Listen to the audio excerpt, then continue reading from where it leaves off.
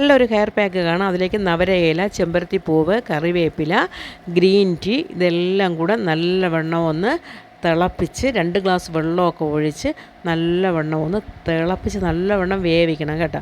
അത് നല്ലവണ്ണം വെന്ത് കുറച്ചൊന്ന് കുറുകി വരുമ്പോൾ അതിൽ ആ കൊത്തിനെല്ലാം വാരി നമുക്ക് മിക്സിയുടെ ജാറിലിട്ട് ആ വെള്ളം ഉപയോഗിച്ച് നമുക്കൊന്ന് അരച്ചെടുക്കാം. അപ്പോൾ നല്ല ഇതായി കിട്ടും. എന്നിട്ട് ആ വെള്ളത്തിന് ഒന്നുകൂടി ഒന്ന് കുറുക്കണം.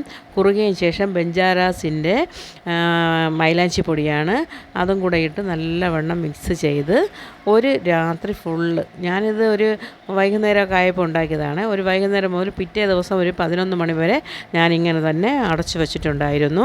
ഇങ്ങനെ ഒരു ദിവസം ഫുള്ള് ഇങ്ങനെ വച്ചേക്കാം. അതിനുശേഷം പിറ്റേ ദിവസം എടുത്തപ്പോൾ ഈ നിലയിലായി. ഇതൊക്കെ തന്നെയാണ് കേട്ടോ ഞാൻ തലയിൽ സ്ഥിരമായിട്ടൊക്കെ തേക്കുന്നത്. ഇത് ഞാനൊരു 2-4 ആഴ്ചയൊക്കെ ആകുമ്പോൾ തേക്കും. അതിലോട്ട് ഒരു ഫുൾ മുട്ടയും ഒഴിക്കണം. ഒരു മുട്ട ഫുൾ ഒഴിക്കും. ഞാൻ ഇത് സ്ഥിരം ഇത് ഉപയോഗിച്ചാലും ഞാൻ മുട്ട ഒഴിക്കും.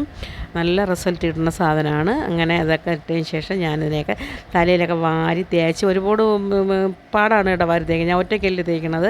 ഇതെല്ലാം ചെയ്യണം ഒറ്റയ്ക്കായതുകൊണ്ട് ഭയങ്കര പാടാണ്. കുറച്ച് മുടിയൊക്കെ ഉള്ളവർക്കാണെങ്കിൽ പ്രശ്നമില്ല.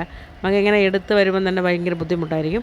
എനിക്ക് ഇടയ്ക്കിടയ്ക്കൊക്കെ നരയുണ്ട് കേട്ടോ. ആ നരയൊക്കെ ഇതിലങ്ങ് മാഞ്ഞു പോവും. നരയൊന്നും കാണാൻ പറ്റില്ല. നിങ്ങൾ ആ നരയെന്ന് ഞാൻ നിങ്ങൾക്ക് കാണിച്ചു തരില്ല. കാണിച്ചത് പ്രസ്ഥാനം പൊളി. അതുകൊണ്ട് കാണിച്ചില്ല. ഞാൻ ഇങ്ങനെ തേച്ച് റെഡിയാക്കി എടുക്കുകയാണ്. പക്ഷേ നല്ല റിസൾട്ട് കിട്ടും കേട്ടോ. നല്ല കട്ട കറുപ്പാവും എന്ന് പറഞ്ഞാൽ നല്ല കട്ട ചുവപ്പാവും കേട്ടോ. നല്ല കറുത്ത കറുപ്പൊന്നും ആവില്ല. നല്ല ചുമന്ന കറുപ്പായി മാറും. അറിയാനൊന്നും പറ്റില്ല. നമുക്ക് നരയുള്ളതൊന്നും അറിയാൻ പറ്റില്ല. അങ്ങനെ തേച്ച് പിടിപ്പിച്ച് ഞാനൊരു 2-3 മണിക്കൂർ സമയം ഇങ്ങനെ വെച്ചിരുന്നു. എന്നിട്ട് കുറച്ചെടുത്ത് ആ പുരികത്തൂടെ ഒന്ന് തേച്ച് കൊടുത്തു. പുരികത്ത് വേറെ കുഴപ്പമൊന്നുമില്ല. മുടിയൊന്നും കൊഴിയാതിരിക്കാൻ വെച്ച് തേച്ച്. എങ്ങനെയുണ്ട് ഇപ്പോഴൊരു ടാർക്കുളേരെ ഇതായില്ലേ. ഇപ്പം ഞാൻ ടാർക്കുളയെ പോലെയാണ് നിൽക്കുന്നത്. എന്നിട്ട് കഴുകി ക്ലീൻ ചെയ്ത് റെഡിയായി വന്നു. നല്ല സൂപ്പർ റിസൾട്ട് കിട്ടണം. നിങ്ങളെല്ലാവരും ഇട്ട് നോക്കണം. എല്ലാവർക്കും താങ്ക് യു. Good morning.